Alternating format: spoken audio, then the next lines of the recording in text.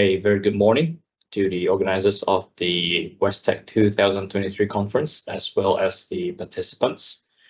I am one of the presenters who is presenting my research findings in this conference. So my name's Dr. Andrew Lim Chung Han. I'm a lecturer and researcher from the University Malaysia Sabah, located in the city of Kota Kinabalu, Sabah. So the research that I'm going to speak to you about today is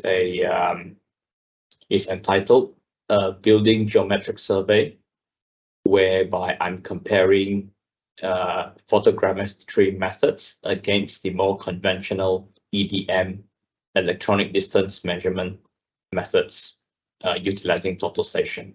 Okay, so that's basically my presentation today.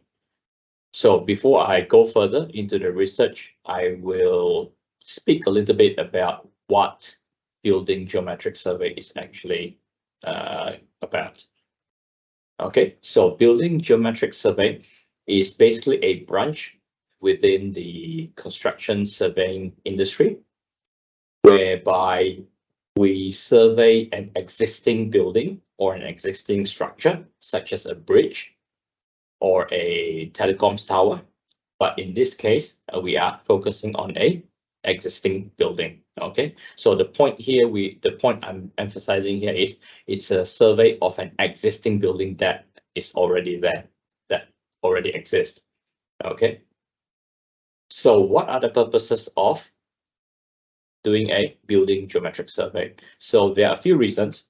The most common reason is to establish an as-built record of the building. So the building may have been built some years back, whereby the owners of the building does not have any as-built information of the building, or the building may have been constructed in such a way that the as-built geometry or the size differs from what was planned originally in the construction stage. So the owners, if they need information about the building as built, then they will need to commission a building geometric survey.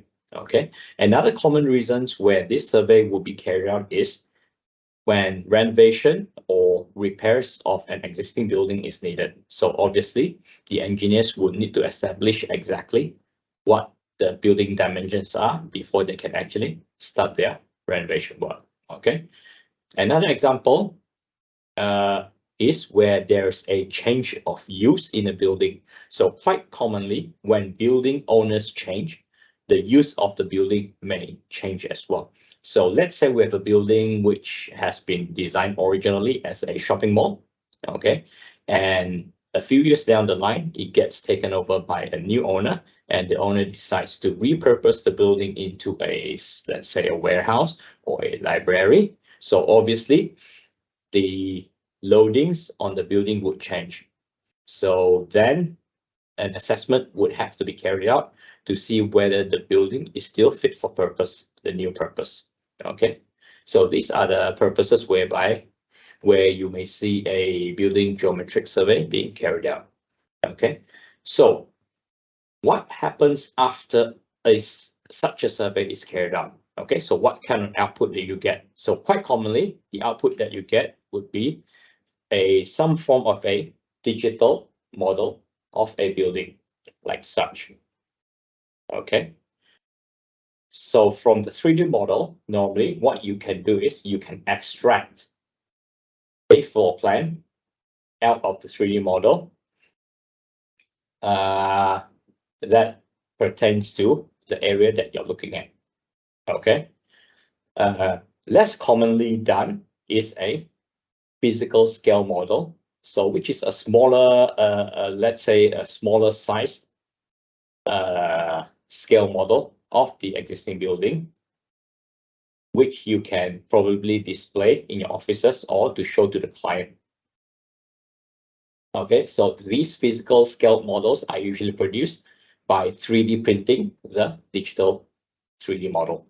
Okay, so that's basically what building geometric survey is about. Okay, so conventionally, the way building geometric survey is carried out is through what's called electronic distance measurement. So this is where the surveyor would use tape measures, implements such as tape measures, laser distance measurement devices, or theodolites or total station to do a full measured survey of the building. So by using actual tools to measure the geometry and the dimensions of the building. Okay, so obviously, as you can appreciate, to do a full survey of a full building, okay, would be very time consuming using this method, and it could be quite laborious as well. You may need a lot of manpower to do this over quite a number of days. So it is a very time consuming process. So as an alternative, what I am proposing is we use a technology called photogrammetry, okay, which has the potential to cut down on the amount of time needed to do such a survey. So what is photogrammetry? So photogrammetry is a technology whereby you use some sort of a camera to take pictures of the subject of a subject matter. In this example, it will be at the bust of a statue. So you would take pictures all around the statue, 360 degrees, and the top and bottom as well. Then those pictures will be fed into an image processing software, whereby the pictures will be collated together and to form a 3D image, a 3D model of the subject matter, in this case, the bust. So you can see here, from the first step, whereby the picture is taken, second step, the processing, third stage, the 3D model of the bust is produced. Okay, so this is the basis of photogrammetry. Okay, so obviously photogrammetry, it's not a very new technology, but it has evolved a lot over the last few years. So which is why it is worth exploring on whether this technology can be implemented within building surveying. Okay, so the types of photogrammetry that is common in the industry right now is to scan an object, for example, and quite commonly what has been done also is using an aircraft to take pictures of a topographical feature to map an area. Okay, so that's quite common as well. All right. So these are examples of the applications of photogrammetry. So 3D scanning, building survey. It can be used for topographical survey as well, geographical mapping. It can be used for prototyping as well as medical imaging. Okay, so a lot of uses of photogrammetry. So for this particular project, what we are doing is we are using a drone. Okay, so an unmanned aerial vehicle, a drone, okay, to survey a library building and then to reproduce that library building as a 3D model. And then we will compare the accuracy of this model against another survey, which is done using the EDM method to see what sort of accuracy we are getting. Okay, so for the photogrammetry survey, these are the steps taken. Okay, so obviously, initially we would do data collection using the drone. From the drone, we will feed the photographs into a image processing software. In this case, it's Pix4D to create a 3D model. Okay. Next, we would insert this 3D model into another software called Recap. Okay, so that we can scale the model to the actual correct scale. Then we would insert it into Revit, which is a building information modeling software, where we would do the comparison with the EDM model. Okay, and finally, we would record the measurement and compare. Okay, so the actual UAV mission took place a few months ago.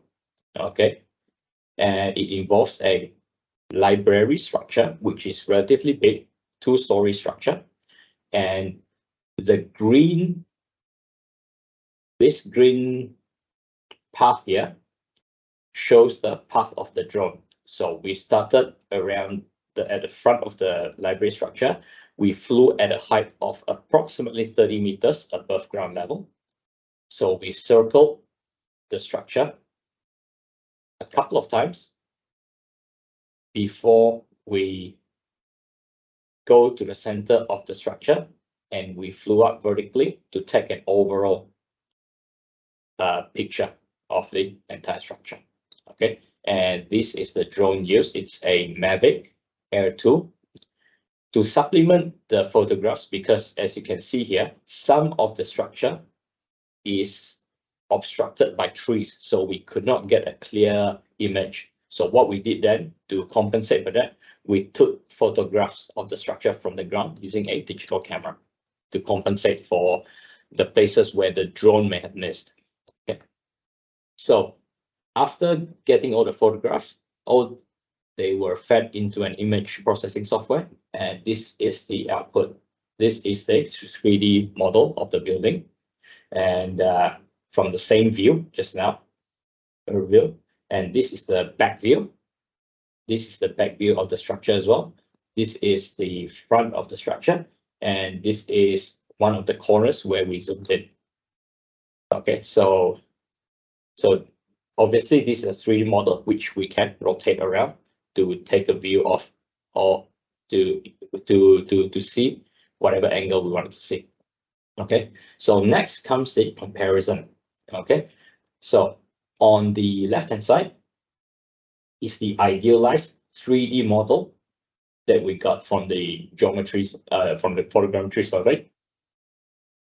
So this is the top-down view of the structure, and on the right hand side is the geometry of the structure from the EDM survey. Okay, and all these points here, the numbered points here, are the points which we will use later for comparison between the two structures. So what we found there in terms of plan accuracy. So plan accuracy means the accuracy of the structure horizontally on plan. Okay, when viewed top down. Okay, so in terms of plan accuracy, we have a standard deviation of about 43.3 millimeters. So that basically means that the photogrammetry survey is actually accurate up to RICS standard band 3. So RICS is the Royal Chartered Surveyors Institute. Okay, so they have produced a set of tables for all the different accuracies needed for different surveys. Okay, so what we found then is, in terms of plan accuracy, it is relatively accurate. It is within RICS band F accuracy, which means it is suitable for use as building surveys. Okay, so the plan accuracy is relatively good enough for building surveys and also for utility tracing purposes. On the other hand, though, the vertical accuracy, which means the height of the building. So photogrammetry, this is where the weakness is. It is not able to accurately predict the height of the building through photogrammetry survey. So as you can see, the standard deviation is larger at 186 millimeters. So that means it falls within RICS band H. So that means it is actually not suitable for use for building surveys. It's only suitable for use for low accuracy topo surveys or urban area mapping or geotechnical mapping. Okay, so there is obviously a weakness in photogrammetry, obviously. So this is an area which further investigation would be needed.